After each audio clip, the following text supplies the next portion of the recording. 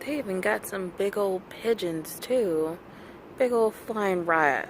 Look at it. Would you look at it? Giant, just unbothered. Not phased with y'all. Walking around like it ain't nothing. He don't even care. Just up here like, ooh, what's good? Ooh, watch I got over here. Now I'm finna go over here now. What going on there? Just giant Korean rat with wings. Ugh. Oh my god.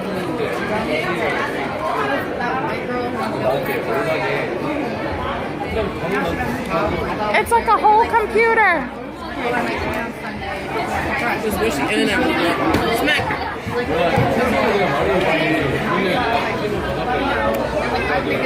My YouTube. I know that does not exist yet. I need you to start it. Everyone says they want me to start and do my story times. They want me to vlog because my life is a mess. So what would your YouTube be? I actually don't know yet. I don't know. I don't have a brand or like what I'm a plan for it yet. But I think people will like it. I have a vlog. Do it. I have no posts on my vlog. What's your vlog? My vlog is called Alyssa Away, but if you go on it, it will be empty. So you can follow the Insta. What's the Insta? Alyssa Away, ALISSA AWA or AWAY. So AA. My name plus away. Plus one. Away. That's cute. Away. That's what I did to the guy at Matt Hollick, and he could not keep a straight face. When he was looking at my ID, the entire time I was like this. So, we're at the Ghost Store. We're about to go into this club called Matt Hollick's. Got the wristband. And my first night in a Korean club. It's gonna be so fun. I need you to start a YouTube so I can actually tag you in it. Okay, I will actually do it. I just have to get my life together. Please I want a Canon G7X, but I can just start on my iPhone. I actually have Start on your phone. I have a Canon T5i, but I don't want to carry that huge ass camera. I mean, I could do the story times at home, but I'm just not ready. Do it. That's how I film my videos, is I literally film, edit, record everything on my phone. And they're pretty decent quality.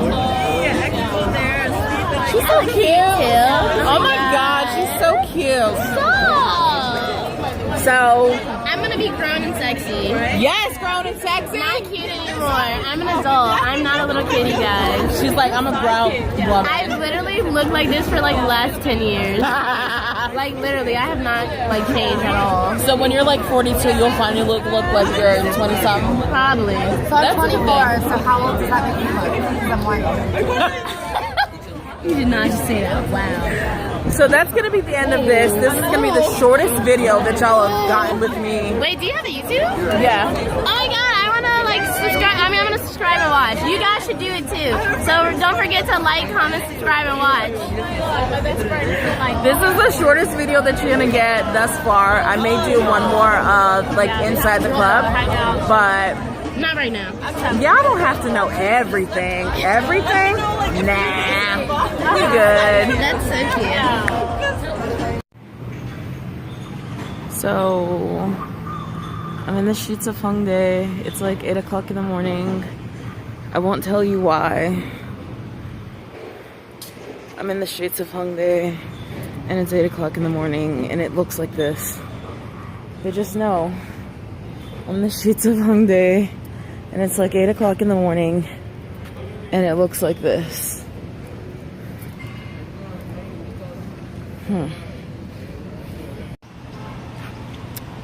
Still 8 o'clock in the morning in the streets of Hongdae.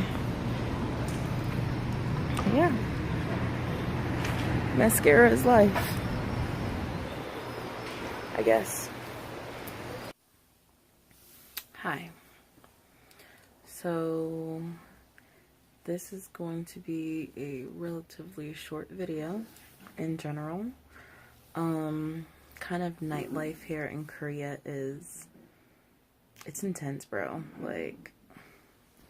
If you don't party, whoo-wee, it's hardcore.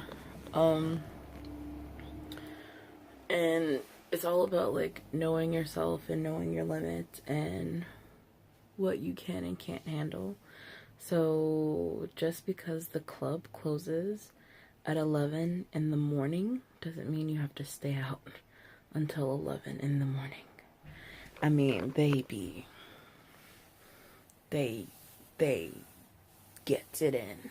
They get it in. Oh my God. So one thing that I wanted to touch on is to kind of shatter this idea that like Koreans are just this really like innocent, you know, like, let me backtrack.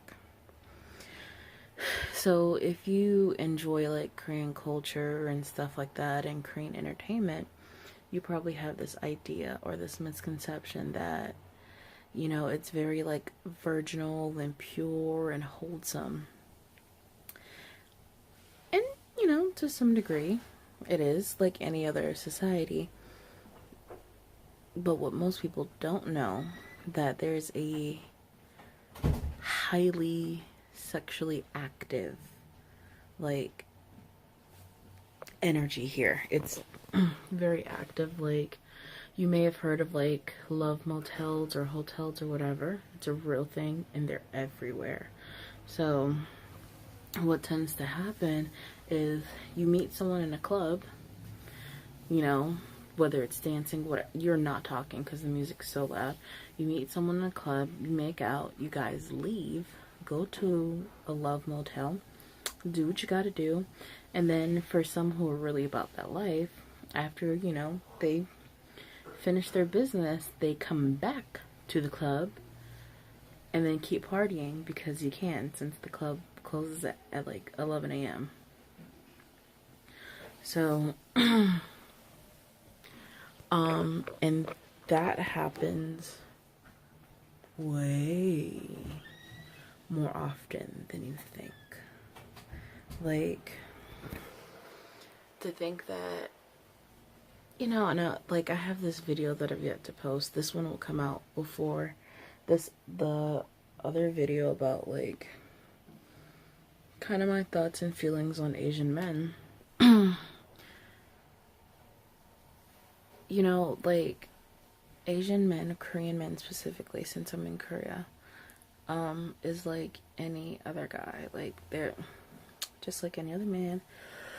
So you're gonna get your good boys, you're gonna get your bad boys, you're gonna get your good boys, you're gonna get your pure boys, you know, all that in between. But the club scene in Korea is pretty hardcore. And the men, well, I didn't experience this when I went out, but not from Koreans at least. But the men are aggressive. Like, they can be very, very aggressive. And they're just kind of like, they're, you know, chit-chatting amongst themselves. And overhearing like bits and pieces of their conversation, it just kind of gave me a new perspective on like how media portrays Korean men versus how they actually can be. And they can be like really rough, really manhandly. And then you have some who are like shy, and then you have some who are just like super bold, and they'll step to you and be like, you want to go have sex? And especially with like foreign girls, because they have this notion that like foreign girls are easy, which I don't want to say that they're lying, but it's kind of like this idea. Here, let me break it down like this. So with foreign girls, where, you know, maybe you've been interested in this culture, blah, blah, blah, you come here for work, you come here for play, whatever it is.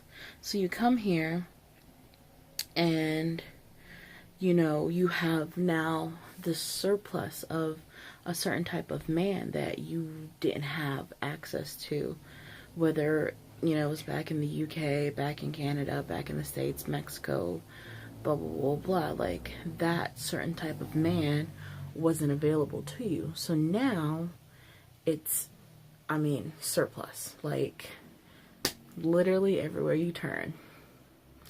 So then it kind of like, for one mindset, and then I'll kind of, you know, hit on another one.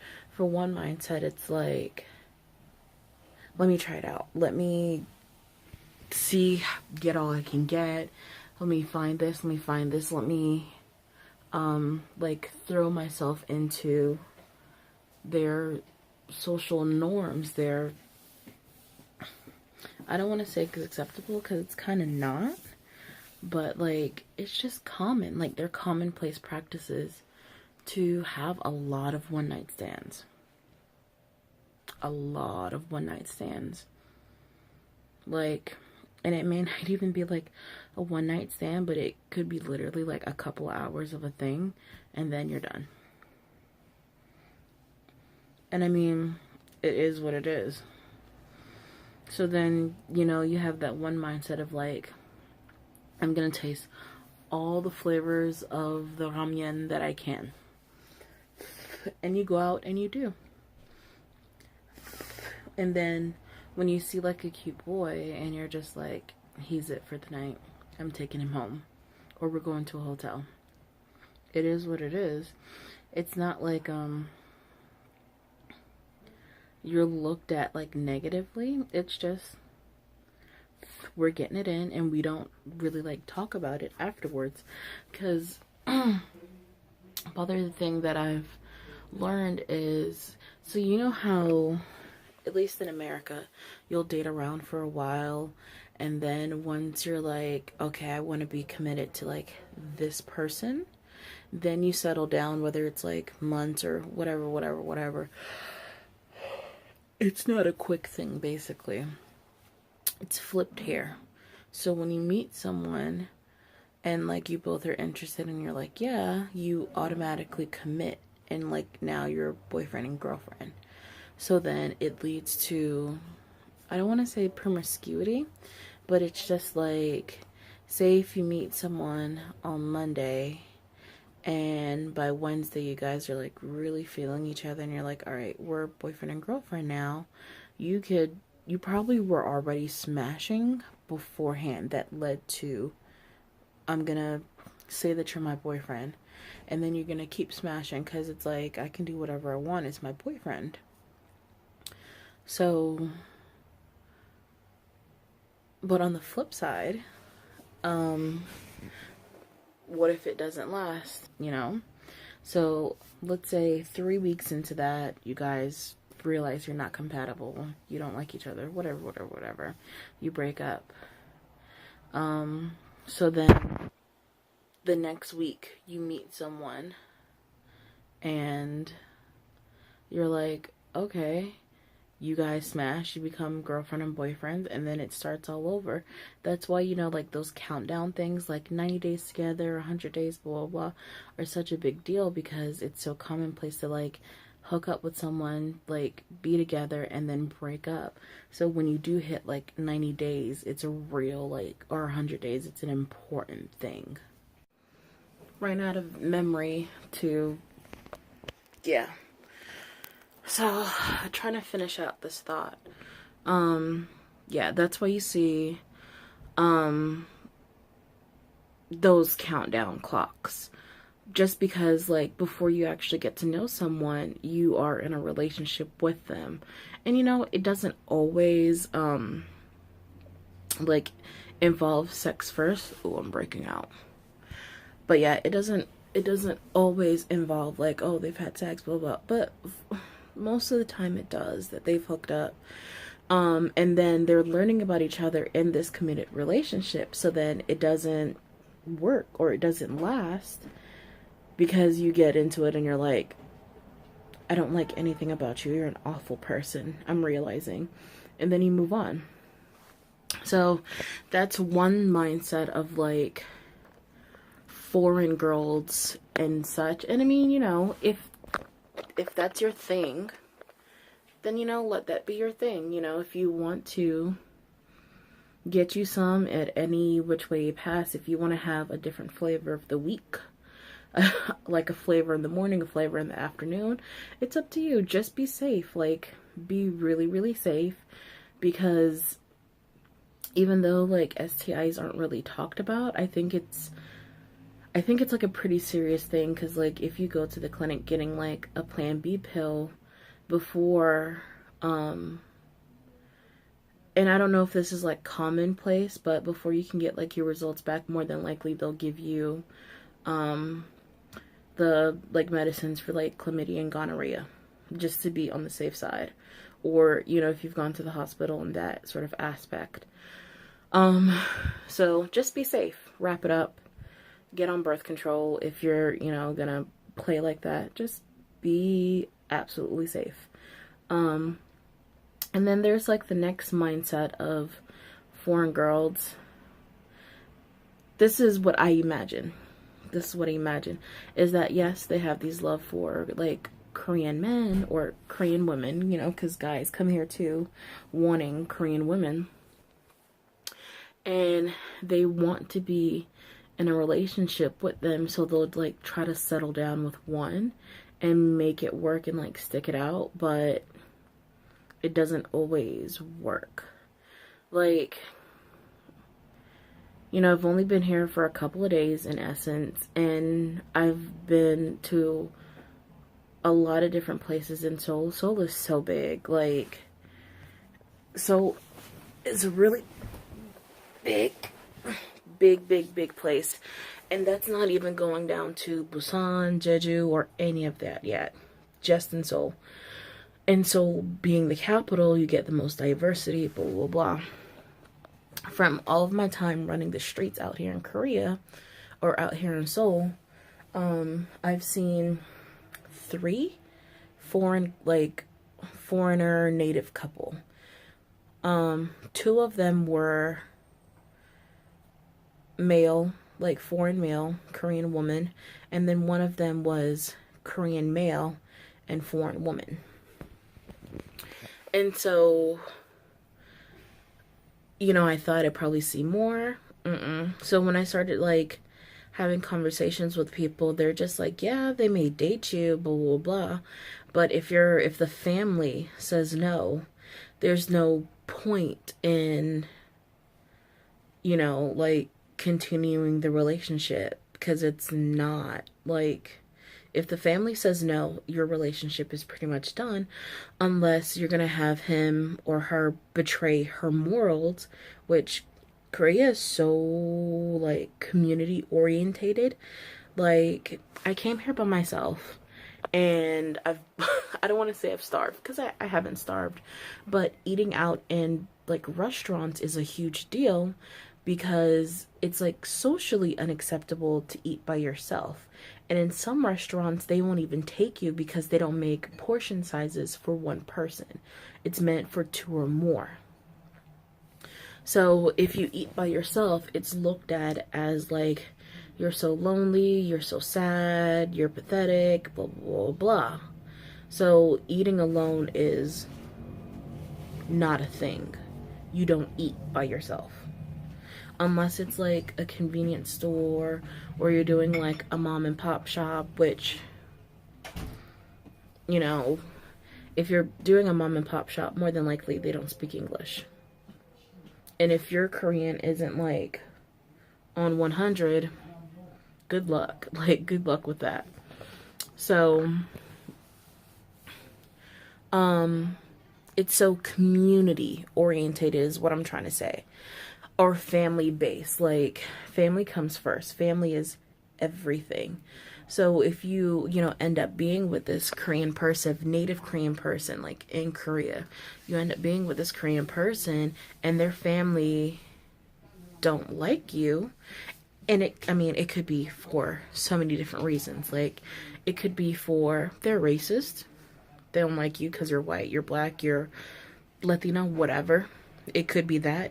Or, with most parents, they just want the best for their kid. So with, being with a foreigner, there's so many different aspects that you have to think about. Like how will y'all communicate? Will the culture differences be too much? Culturally, can y'all get along? Blah, blah, blah, blah. So in most cases, it's like the parents kind of thinking about it in that aspect. Like, I just want my child to have a good life, and could you provide that for them? So that's where it comes out in, like, sometimes just harshness and, you know, this, that, and the fourth.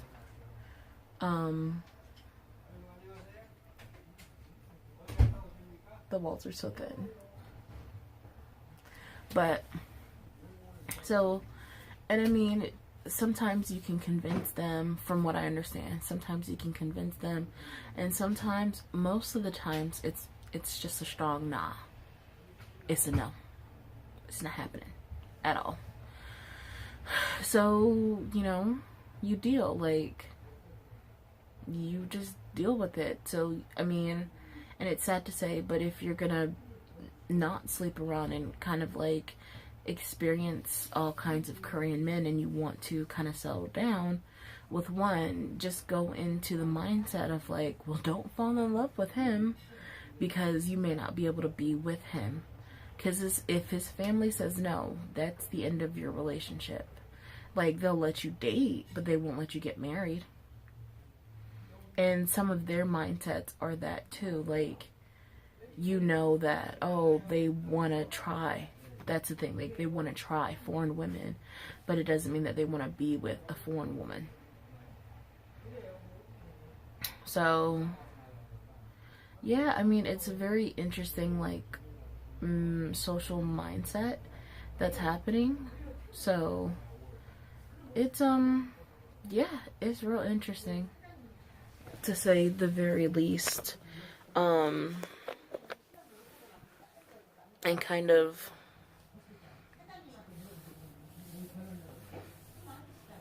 she always sounds like she arguing with somebody. Anyways, but yeah, so it's very,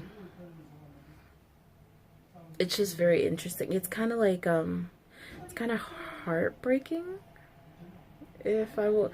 I mean, for the people who are really into Korean men, like, you like Asian men and you don't fetishize them, because there's something so different than like fetishizing like a whole race of people, and then you're like, okay, like, I have this preference of not just Korean, because you're still like, if you're just like, I just like Korean, you're fetishizing. But if you're like, I enjoy like different kinds of like Asian men and their cultures, it's kind of like one thing. But just note that with Korean specifically, it's gonna be a strong no. It's not gonna happen. And you just deal with it, like.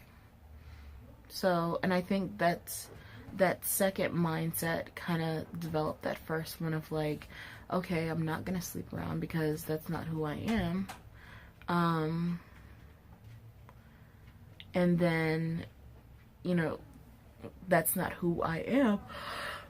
So then you maybe like date a couple of people, like actually like date and not like hook up and call it a relationship later, but you date them, you really like them, and then their family steps in and says no, and it happens a few times. I could see like you being like, well, bump this, I'm just gonna like have a bunch of sex.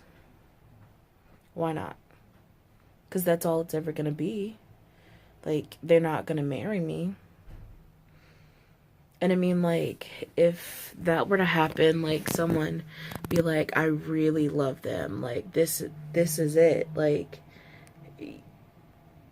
you're or for them, the Korean person, they're jeopardizing a huge aspect of their life, because if their family really says no, and they don't want the foreigner as a part of their family, like, they'll probably get, rejected, exiled, excommunicated, whatever.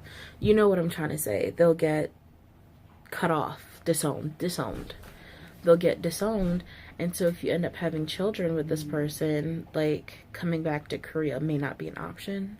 They're not going to be able to see their families here. Their families won't accept them. They may accept the kids, but even from what I'm hearing too, like, half-breed, like, Happos, I want to say that's how they're called. people who are half, and especially like black and Korean, you get like some different kind of racism with that. So like it's hardcore. So it's very eye-opening. I'm still enjoying Korea. Goshi ones are very interesting. I'll have to make like a whole separate video on how I really feel about that. Probably once I get back to the States, because I have like another couple of weeks before I come back, or so. A week to a couple of weeks. So we'll kind of take it from there.